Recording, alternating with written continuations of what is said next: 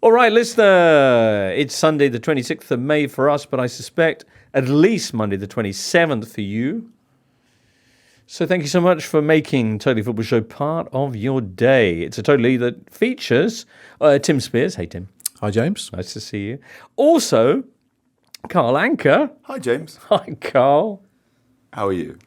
I'm very well. Carl's just had, I'm going to say, about a 2.5 hour journey from Wembley Stadium.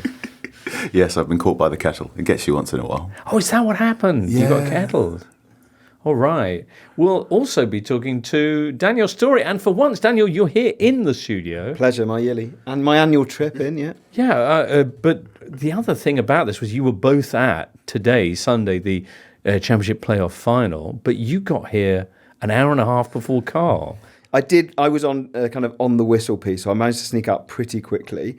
And I think I was both after all the Leeds fans that had left immediately and before any Southampton fans because they were still waiting to see the trophy being lifted. So I think maybe, I just sort of snuck in. Didn't get held up. For people that don't know, on Wembley Way, when Carl says kettled, on Wembley Way they stagger, I think 4 times on Wembley Way. They hold people to make sure the tube station is relieved. And I think today there were problems at Wembley Stadium tube station, so everyone was going through Wembley Park. And I somehow gloriously went through, got a seat on the tube, thanks, quick change at Westminster, and here about within an hour of full time. And that's how you do it. Who were you kettled in with? I was kettled in with the Southampton fans. I was sat with the Southampton fans. I was very much watching as a civilian rather than a journalist. Right. It was quite interesting to watch. The only thing Southampton fans and Leeds fans agreed on was the fact that both of them quite dislike Rishi Sunak. So Leeds fans making loads of comments about Sunak's supposed support of Southampton, and Southampton fans making comments of, well, we don't like him either, so let's just crack on. It was good to see people, more that unites us than divides us. Very, very nice. All right, well, it's been in some ways a good weekend for you, Carl, no? For clubs that you've been close to? I've covered, 2 clubs I've covered, 2 Wembley trips, 2 victories, 2 underdog victories, I would say as well. Yep, remarkable stuff. Saturday afternoon at Wembley. Man United, a resounding 2-1 win over their neighbours to lift the FA Cup. Utterly unlike the encounter between these two teams in this same game the year before. Daniel and Carl, you were both there. Carl, first of all, what a day for your Man United supporters. Best day since Sir Alex? It's up there with the great post-Ferguson, it feels always weird to date things such that way, post-Ferguson victories. I'd say it's up there with Manchester United's 3-1 victory over Paris Saint-Germain. It's up there with the League Cup victory over Newcastle and the victory over Barcelona last season. This wasn't a stroke of freakish luck in terms of finishing. It wasn't refereeing controversy. Manchester United out-tacticked, outplayed Manchester City. I thought City more or less sleepwalked through that first half, and Ten Hag got his tactics completely right. And for once, those players executed that to near perfection. That is how Manchester United have been advertised as playing under Erik Ten Hag for more than a year, and they finally did it in the last game of the season. Where rumour and speculation are swirling over the future of the manager. Right? Who'd have thunk it? Who'd have thunk it? Ten Hag making the point that it was those players, the ones that he needed for the team to function that well. But it was 2 teenagers. Daniel, you were commenting on this, the stat that this is the first time ever in the history of the FA Cup final that 2 teenagers have scored. And it's more than just a future quiz question from a Man United perspective. Yeah, it is. And when Ten Hag talks about the impossible situation, yes, he's not just referring to Garnacho and Mainu, but this is his problem because there are pillars of Manchester United's future that are very obvious whether he's there or not, and they are impossibly young and they are impossibly composed in the case of Kobbie Mainoo, who I thought was deservedly man of the match. I thought he was astounding, like his game awareness basically up against Rodri and Kevin De Bruyne and Phil Foden, and whenever they drop into space, he just always seems to be there and nowhere to be. And Alejandro Garnacho is a different type of player to that. He's inconsistent because every young raw winger has to be inconsistent. That's part of the development. But he is a man who, when danger seems to happen, he seems to be sort of in the right place on the end of it. Relentless. He's a professional pest. In the nicest way possible, he has a goldfish memory when it comes to bad things happening. Yeah. So one of the things that was different about this United game plan was they played a 4-2-2, counter press. If they couldn't win the ball back after 5 seconds, hunker down, retreat 4-4-2. And if it was on, ping it down wide to Marcus Rashford or Garnacho. Now Rashford has had multiple games against Kyle Walker and not had the better of him. Kyle Walker is stronger and faster than him in a foot race, so that was not on. Now, Josko Gvardiol is stronger than Garnacho, but because Garnacho essentially doesn't get discouraged if you beat him once, he will just keep going and going and going and going and going as if the previous 4 or 5 failures don't put his head down. So then when that opportunity came in the 30th minute, he was there. He knew the danger because he didn't go, I'm not going to make the run this time because this defender's bigger and stronger than me. It was, no, I'm going to keep going because I've got goldfish memory. Because of his run, Stefan Ortega makes a run himself to come out, aware of the danger that might be coming. And then there's the mix-up with Gvardiol who heads back. Yes, it seems like Ortega didn't shout to Gvardiol that he was coming. So that's why that header just goes into no man's land. And Who's at fault, Tim? I must know. Both of them, I think. But also, I go back to the team sheet a bit for this one because, Pep set the tone when he dropped his 2 centre-backs who won him, the league in recent weeks. I know it's Gvardiol's mistake, but you'd imagine if Diaz and Akanji were on the pitch, maybe there would have been a different situation and a more organised defence. It's very un-Pep-like to do that. I didn't hear him asked afterwards what the reasons why he dropped his 2 centre-backs and brought in Stones and Ake, because Ake was hauled off at half-time. But, it sort of looks on the face of it like a sentimental decision, right? So let's give these guys the cup final. I can't think why else he's done it. And it definitely played a big part in the result, I think. Interesting.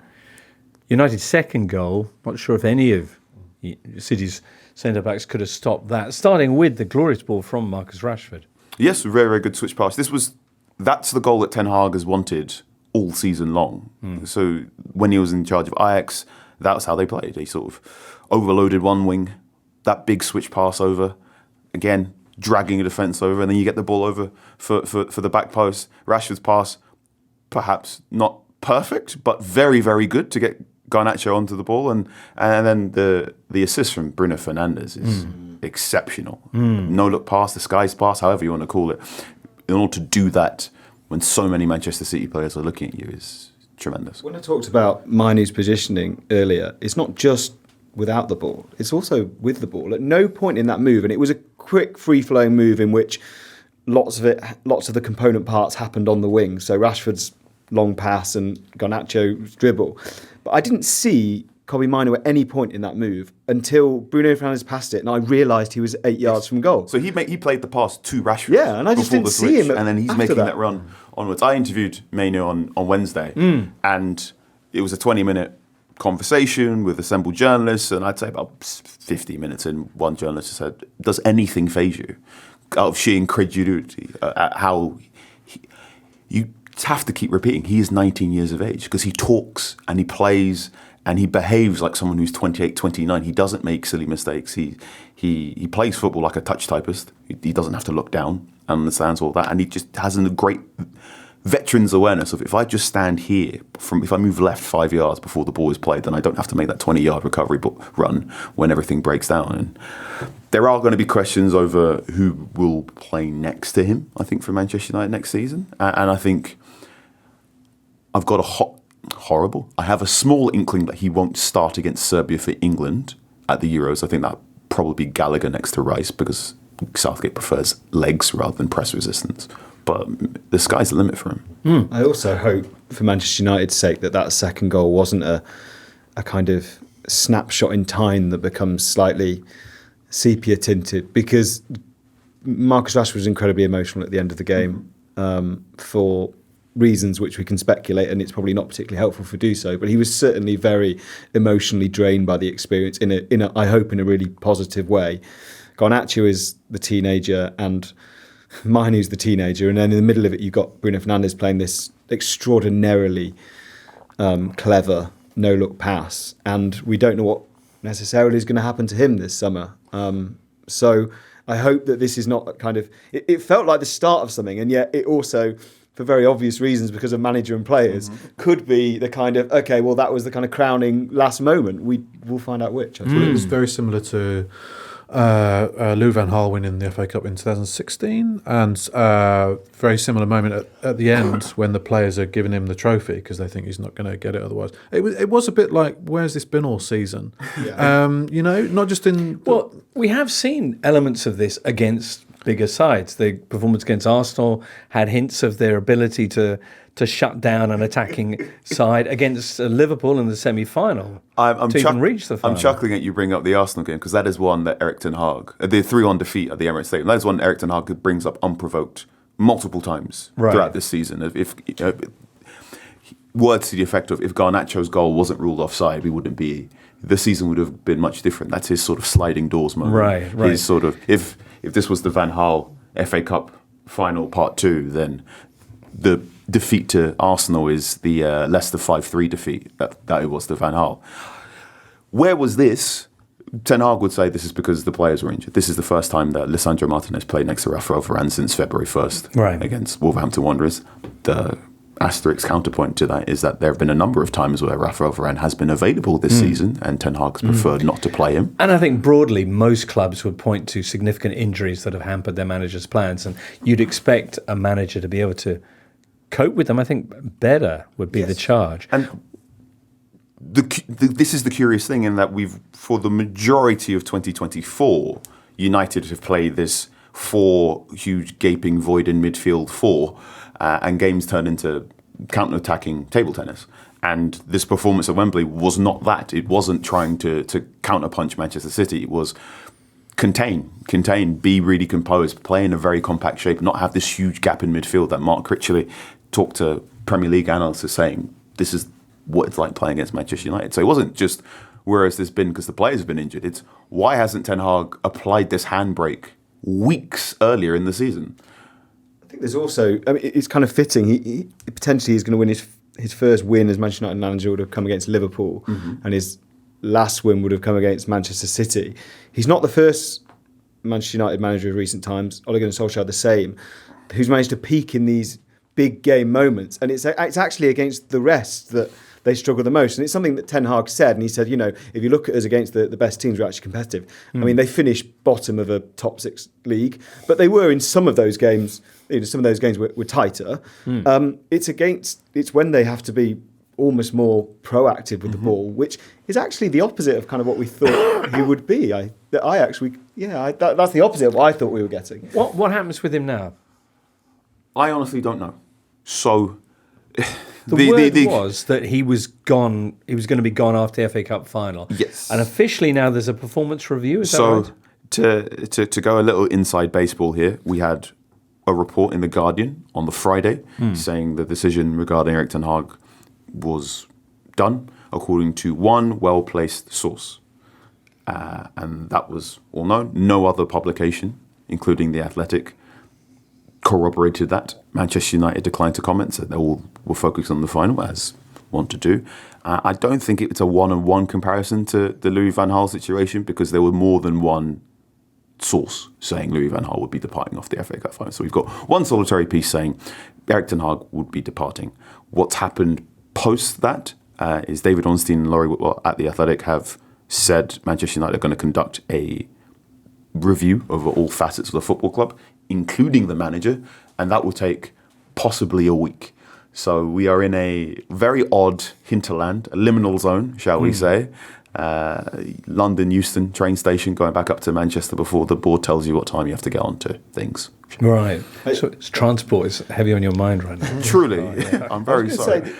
I think broadly, Carl will back me up or disagree here, but broadly, online would be the battleground would be online. Manchester United fans would be kind of leaning more towards Ten Hag out, but certainly the match day support, certainly at Old Trafford, is still very much supportive of him, I suppose, because they see problems and things to do higher up the food chain, and just changing another manager is... The roof, for a start. Well, yeah, literally above their heads. Yeah. I wouldn't say it's a binary online in real life. Okay. In that there's a mixture of both everywhere. I'd say online has the habit of making the angriest voices the loudest. Yeah. And there have been a degree of moderates in and around Old Trafford being quite downbeat going to those final home games of the season. Things did change after the victory over Newcastle United, final home game.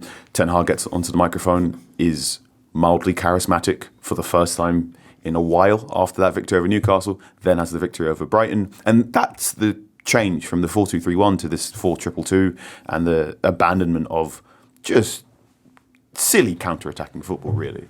And I think that's the odd thing, is that the opinion is only beginning to change now that Ten Hag himself has shown himself willing to change. And the argument has always been, has Erik Ten Hag got enough goodwill or credit in the bank to look at these players, to look at these staff and say, you need to follow me into this next rebuild? Right. The answer appeared to be no, whereas now he's gone, well, do you want to follow me? I've just won you an FA Cup. So the answer may change another direction. But possibly clouding United's decision on that is the fact that there is a limited time window for other options, managerially speaking. Is that one of the big questions here? Yeah, I mean, Mauricio Pochettino becoming available, having been strongly linked with the club before, is certainly a point of interest, as is the fact that Chelsea and Brighton are seemingly interested in Kieran McKenna, who, again, has a Manchester United history, literally as an employee rather than being linked. That might change the game, but so might winning the FA Cup final. I mean, it's just bizarre to me that in these final 3 games of this season, they've beaten 2 of the most overachieving clubs of the last 2 years in Brighton and Newcastle. They've beaten Manchester City, and they've done the league double over Aston Villa this season. It's remarkable. What happened to City, Tim? Beyond their choice of centre halves? It was a really flat performance. Sort of reminded me of the semi-final, actually, where they sort of got through against Chelsea, more due to Chelsea missing a handful of chances. I mean, it's a disastrous result. There's no other way of looking at it. You know, United were 9-1 outsiders for a reason. It's probably the biggest cup final shock since Wigan.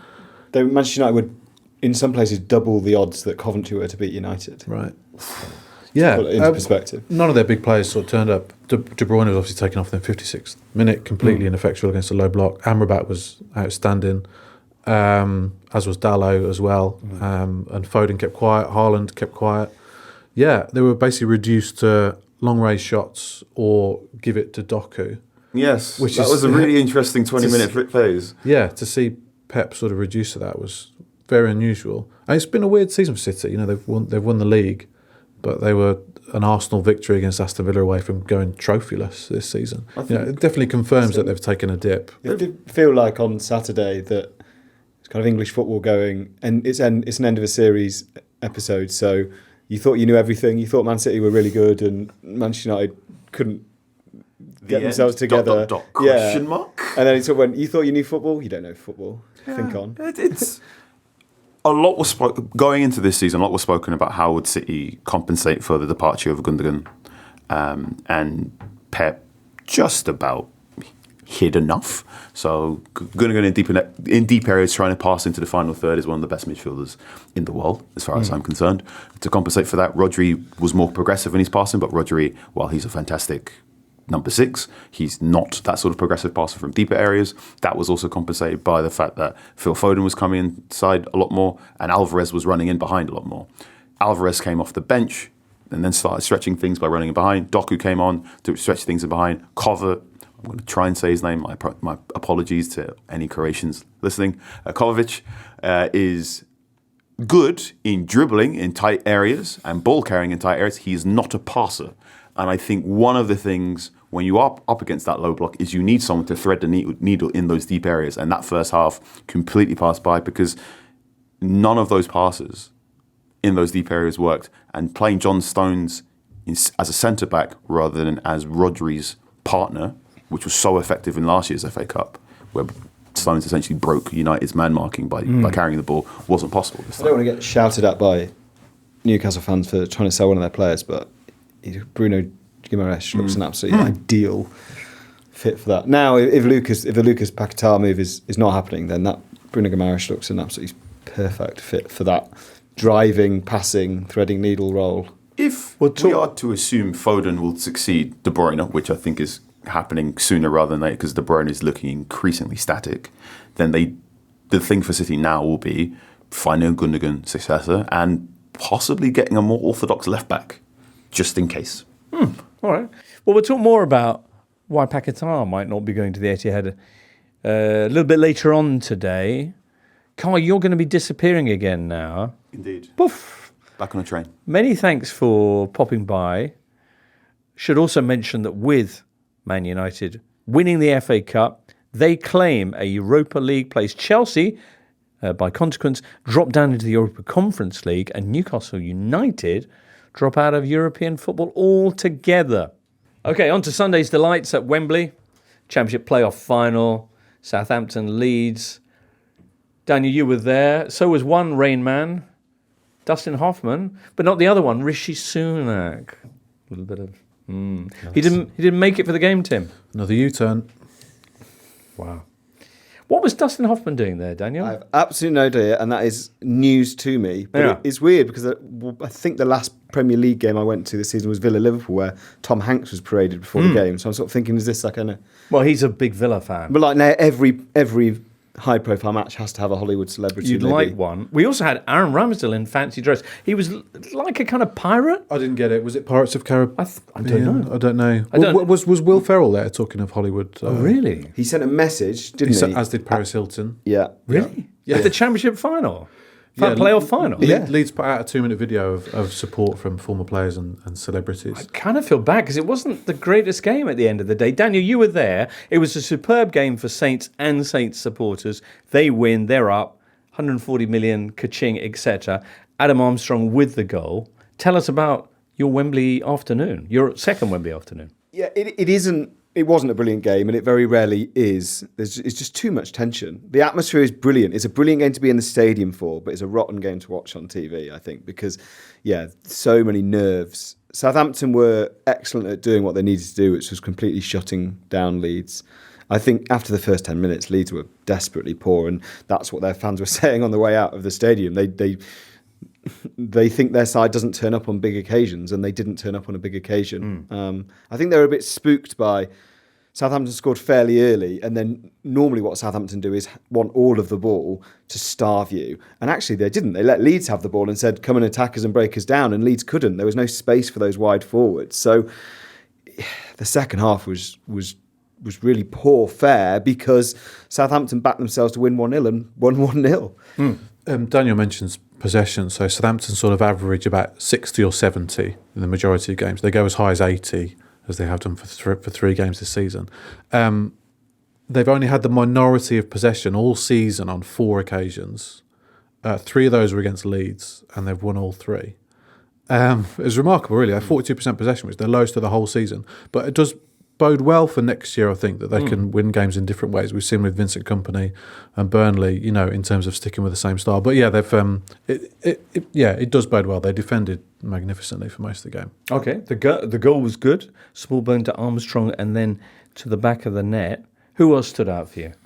Kyle Walker-Peters was the best player on the pitch by a distance. Yeah. Southampton have done a lot of bad business over the last 2 years in terms of signing players, but keeping hold of Walker-Peters last summer was... You kind of watch him now and think, hang on a minute, how did nobody come in August and then again in January? After the game, it's slightly odd. I mean, he was by far the best player, and then as soon as the final whistle went, he didn't really celebrate. He just walked up to every Leeds player and consoled them, which is lovely, and then walked over to the benches and consoled every player on the Leeds bench, and then sort of slowly walked down the side of the pitch to the Southampton players who were all by that stage going mad in front of the fans. I don't know if there's, he maybe feels he's moving on this summer. That's not what I'm necessarily saying, but it was a very odd reaction. But he was by a distance the best player on the pitch. He's got England caps, and you can see why on that basis. And Armstrong took his goal really well. They will probably need to buy goals this summer. Adam Armstrong is the classic too good for the Championship, not good enough for the Premier League now. He scored 52 in his last 2 Championship seasons and 4 in his last 68 Premier League games.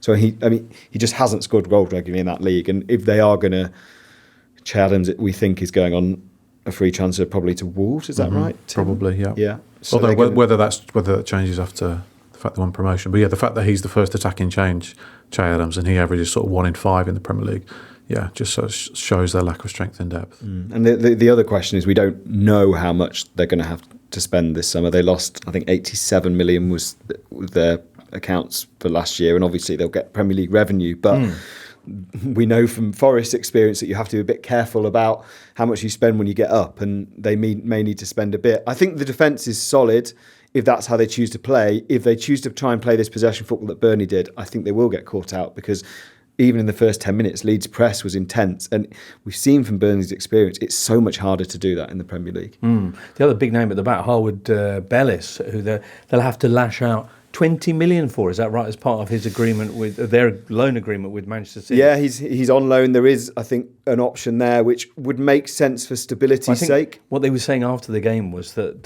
the fact that they're promoted means that they automatically are locked into a purchase. Broadly speaking, though, you're positive about their chances, or about the kind of football we should see from Saints next season? The other two clubs who have come up from the Championship so far, Leicester and Ipswich, have both had their managers targeted very strongly. And Russell Martin is a guy who is probably the English manager with the most emphatic tactical identity in terms of this possession and press that he adores as a kind of tactical dogma. And I would be very surprised if clubs like Brighton aren't quite impressed with what he's doing. And they are the people that have been linked with McKenna and Maresca. And of those three, Martin is the one who has the kind of inherent tactical style. Whether that's seen as an advantage or not, I think Brighton would be silly not to be looking at him. They will have to spend, though. They conceded 63 this season. Birmingham only conceded 2 more than that.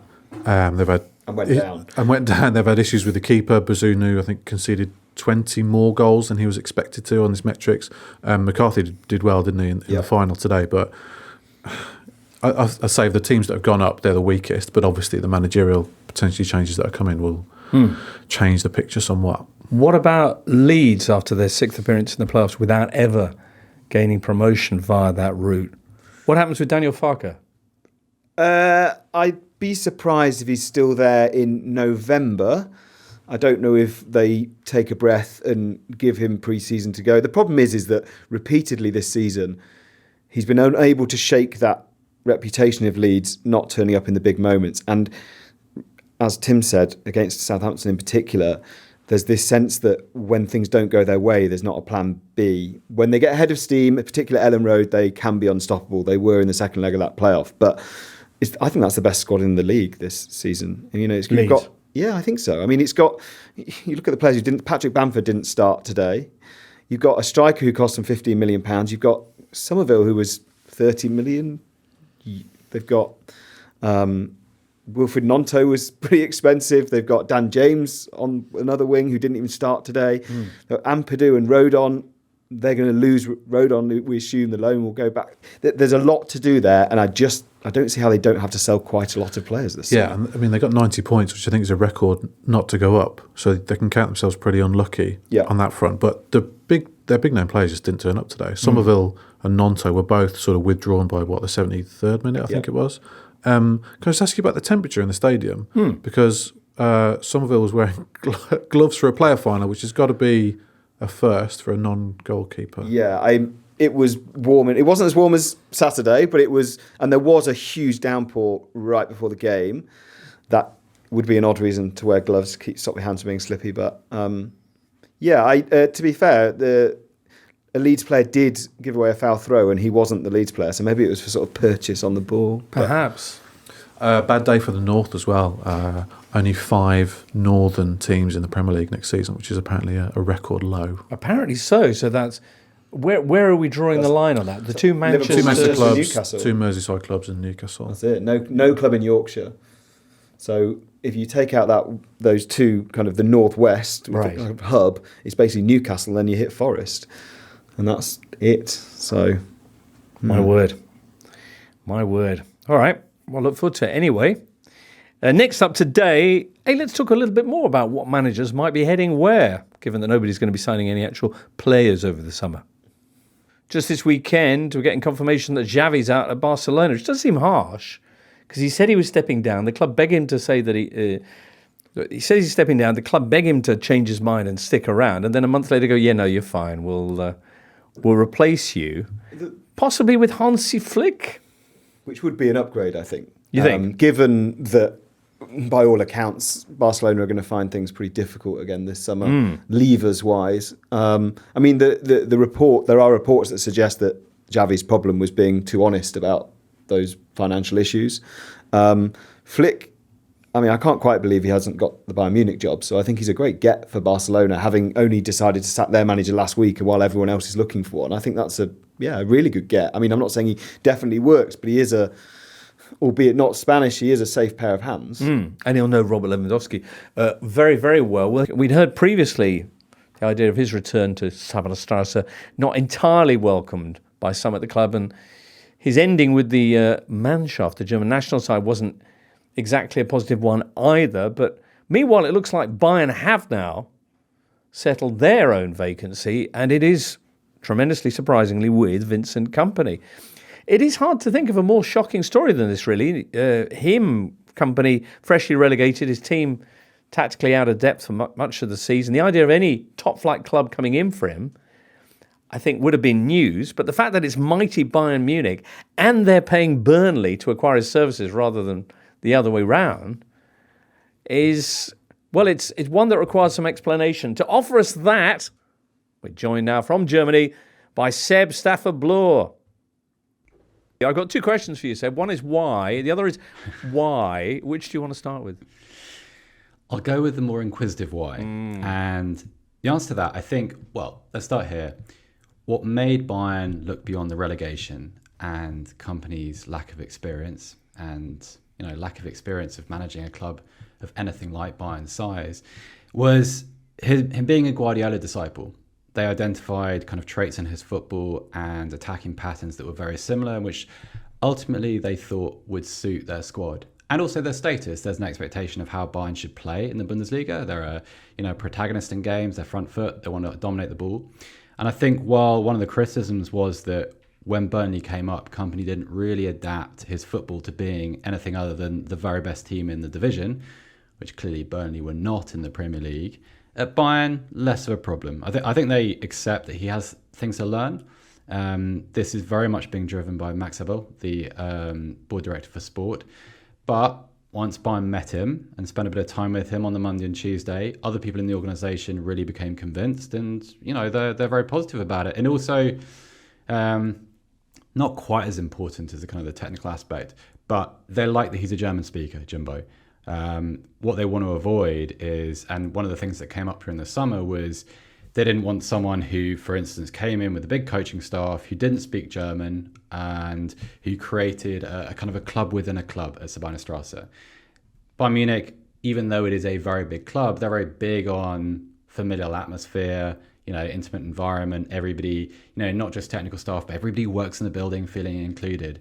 And they didn't want to kind of hive off a coaching staff. And in addition to which, obviously, Kompany speaks French as a first language. He speaks Flemish, English, of course, to a really, really high standard. And so I think that's a really good starting point for potentially healing some of the divisions within the Bayern dressing room. If you go back, actually probably with the exception of the Hansi Flick era, the Hansi Flick 18 months, not sure if that counts as an era. If you go all the way back to Guardiola's departure from Germany, I think every little moment at Bayern, every season kind of was pot-marked with a little bit of division or cliques in the dressing room. Bayern want to restore the harmony. They feel like if they're able to build a kind of unified dressing room, that would make them more powerful. That'd be a really good starting point for a new era.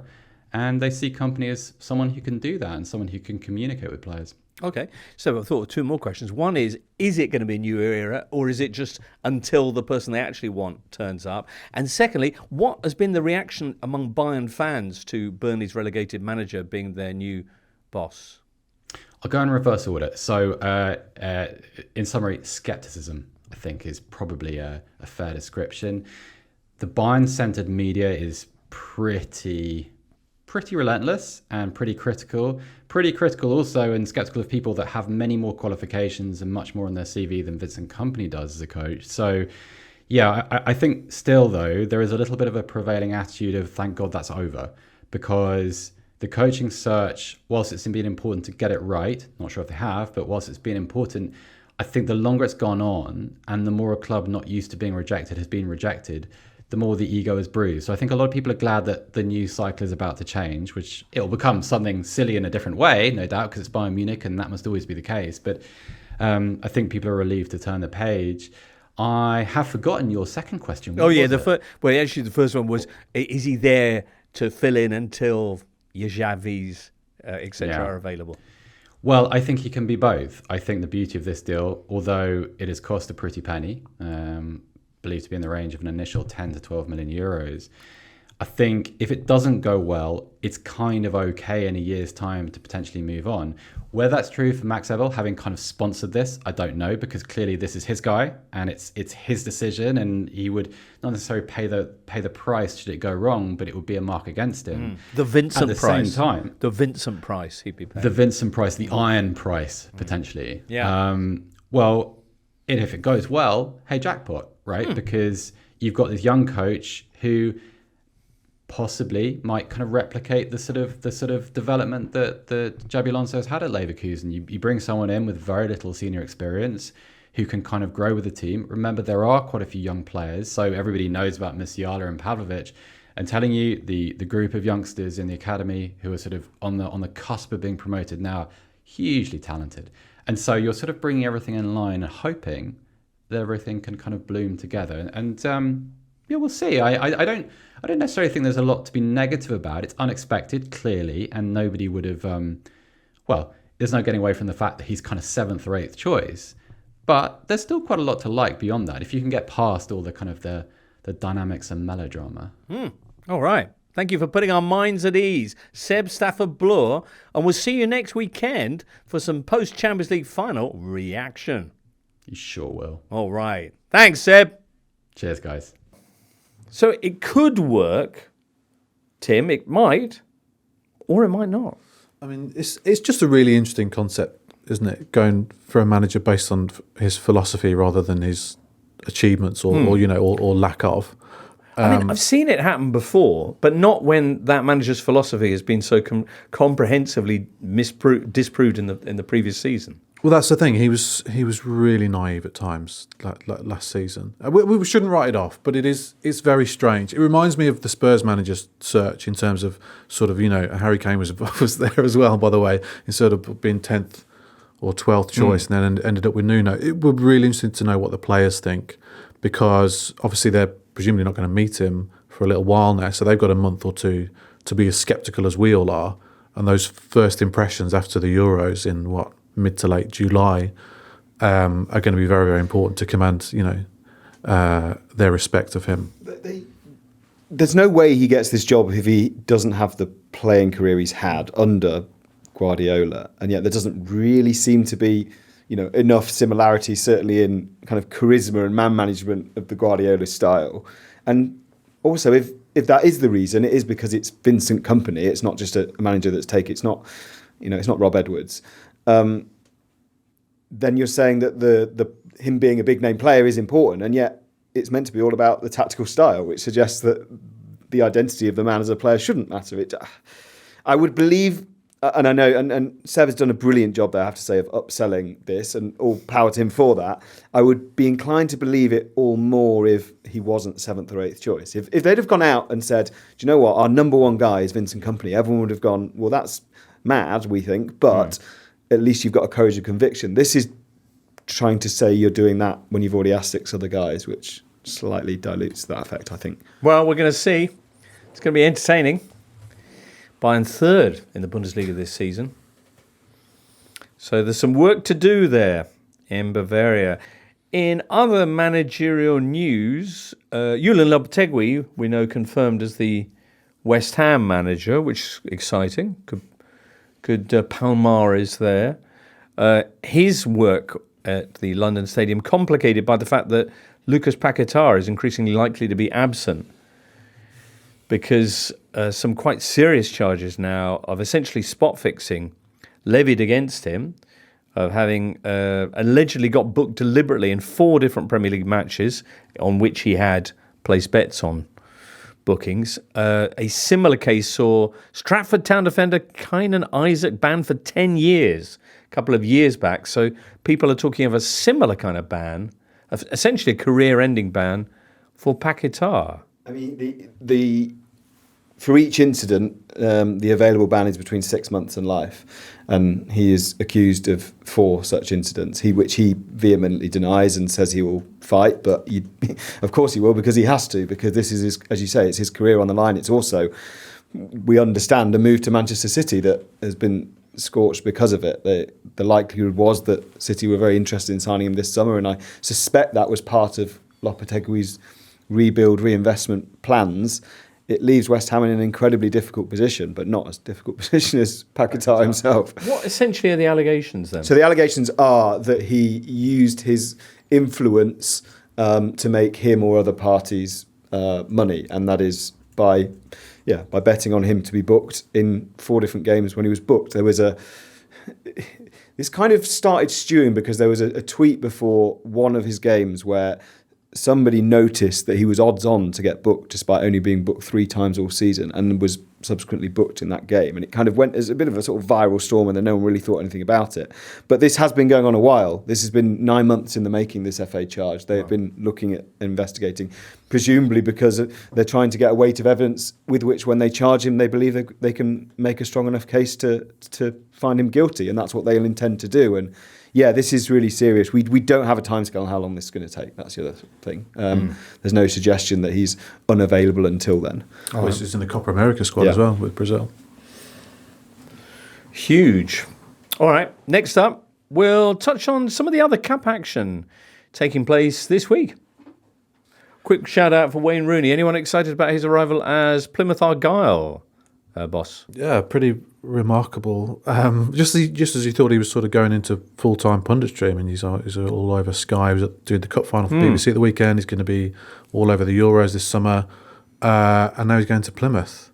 A pretty confusing appointment on a number of levels, I think. I'd really be interested to see, one, if he relocates to Plymouth or sort of does it a few days a week. But yeah, similar to Kompany, if it wasn't for his playing career and his name, he'd be nowhere near this job. And it's such a shame for Plymouth, because they seem like... Well, no, it's not. Sorry, say that again. It's a strange one from Plymouth, who's looked like quite a forward-thinking club, who are now looking for stability in the Championship. And that's not something that Rooney has provided during his 2 previous managerial jobs. He's their last 3 appointments, they are a stable club. They're a really good community club. But their last 3 appointments are to appoint their ex-caretaker manager into the role, to promote from within, and then to appoint the former England under-19s coach, Ian Foster, and then when that hasn't worked, to appoint Wayne Rooney. I mean, talk about lurches in different directions. I mean, I can't work out. It sort of feels like bad for everyone. Rooney also seems to be this glutton for punishment, where he goes where he's not hugely popular, and also clubs that are in very tricky positions in their league. You know, he took the Derby job and they subsequently were in a huge amount of trouble. He took the DC United job when they were in a fair amount of trouble. He took the Birmingham job, and that went south very, very quickly, although they actually were fine at the time. And now Plymouth, who only finished 1 or 2 places above Championship relegation zones. Yeah, it's an intriguing one. Another head scratcher. All right, I did mention some cups, so let's round those up. Leverkusen in the Pokal final beat Kaiserslautern 1-0. Great goal from Granit Xhaka. We all saw that, did we? Oh, yeah, beautiful, clean strike. Very nice. Leverkusen with just 10 men for the second half of this game, but it was enough to see them pass second division Kaiserslautern, as Xavi Alonso's side did the domestic double after their midweek disappointment against Atalanta. Saturday's other Bundesliga 1 and 2 head-to-head clash, meanwhile, going rather better for the second division side, Fortuna Düsseldorf, who are in this is the promotion stroke relegation playoff. Third best team in the second division, taking on the third worst team in the Bundesliga 1, or Bundesliga. And basically they beat Bochum 3-0 in the away leg, so they're looking good to be the first team to be promoted via that route since Union Berlin. Well, it's interesting. You mentioned Union. I saw Seb tweeting about when it looked like the Union may fall into that position, saying, "Yeah, I know everyone thinks it will be all right because the Bundesliga team always comes through, but this year I don't think that's going to happen because Fortuna are in great nick, and so it proves." All right, it's very, very fascinating to see Fortuna up. They're close with the club who did the tremendous free tickets for the fans experiment this season to to great success. All right, Adam Eder with a 90th minute goal securing the Scottish Cup against Rangers. That was on Saturday. PSG also did a double, winning league and cup. They beat Lyon 2-1 in the Coupe de France Saturday night. Kylian Mbappe's last game for the club, poignantly. Rough weekend for Lyon, who also lost in the Women's Champions League final. Beaten 2-0 by Barcelona Femení in Bilbao. In the last match in charge, probably for both managers, certainly for Barcelona's Jonathan Quiraldes, and also probably Lyon manager Sonia Bonpastor, because she's meant to be taking over at Chelsea. Anyway, there'll be more discussion on that in Full-Time Europe, which is the Athletics women's football podcast, and that's out on Tuesday. The day after Tuesday is Wednesday, I suggest, and that's a day that sees Athens, the venue for the second of this season's European Cup finals. It is, of course, the Europa Conference League final. Fiorentina against Olympiacos. Woohoo! I'm really looking forward to this, actually. Yeah, this week, I don't know if it's related, but this week, Vincenzo Italiano, the Fiorentina coach, has been linked with potentially the Forest job this summer. And I would suggest to him that if he really does want that job, beating Olympiacos in a European final in Athens is not the way to go about getting that job. That Marianakis deliberately trying to get into his head. No, I think that the links are genuine. A very strange situation for Olympiacos, playing a Champions League final in their home city, but not in their home stadium. Yeah, so it's at the hands of their chief rivals, yeah, AEK Athens. But I would think that would make winning there even sweeter. We heard about how nice it was for Inter to win the Scudetto, playing an away game in inverted commas at Milan. I mean, they're going to be. The atmosphere is going to be incredible. Fiorentina, I think, would be the favourites, although Olympiacos were pretty remarkable in the semi-finals, and El Kaabi's been brilliant. But I mean, for a club on their third manager of the season, it's incredible stuff. Tim, are you fired up over this? Stroke barely aware that it's on. Yeah, I'm looking forward to it. The Conference League and Europa League have been more interesting to me than the Champions League this season. Have they? So, yeah, just Okay. better stories, I think, and less predictable. Well, Fiorentina's story, of course, is a dramatic one, having reached the final last year, only to be pipped, maybe the better side of the final against West Ham, but losing out to David Moyes and company. This time a chance to put that right as they come up against the perennial Greek champions, although not actually top team in Greece this time around. Woof. All right. Looking forward to that. We'll have a full report on it on Thursday, when we'll also be looking forward to the other game, which Tim doesn't care so much about, the Champions League final, which is coming up at the end of this week. Crikey. Real Madrid and Borussia Dortmund. Anyway, we'll talk about that on Thursday. Hey. Tim, many thanks for being here today. Anything else you'd want to throw in? No, it's remarkable how sort of this feels like there's going to be the smallest gap ever between the end of the season and the start of the summer tournament. It's really stretched out this year. I've got this would be my fourth and fifth visits to Wembley. So I've got Champions League final next Saturday, and then 5 days later is England against Iceland in their final pre-tournament friendly, and then we fly the next Monday to Germany. It is non-stop, and it should be said, players work harder than us, so they will be more physically tired than us, I think. Well, all the same, Daniel, many thanks for your hard work and making it all the way across town to be with us today so speedily too, post the conference, post the championship playoff final. We'll catch up with you soon. Listener, thanks to you as well, and to Grayson and producer Charlie in the booth, and to, of course, Carl Anka earlier on. We'll be back, as I say, on Thursday. Do join us for that. Have a great week. In the meanwhile, from all of us here, it's goodbye. The Totally Football Show podcast is available 3 times a week, bringing you all the football news you could reasonably be expected to care about. We've got views, we've got stats, we've got analysis, we've got some of the best football writers around, and the whole thing is absolutely free. So have a listen on Spotify or Apple Podcasts or all the usual places by clicking on the link below.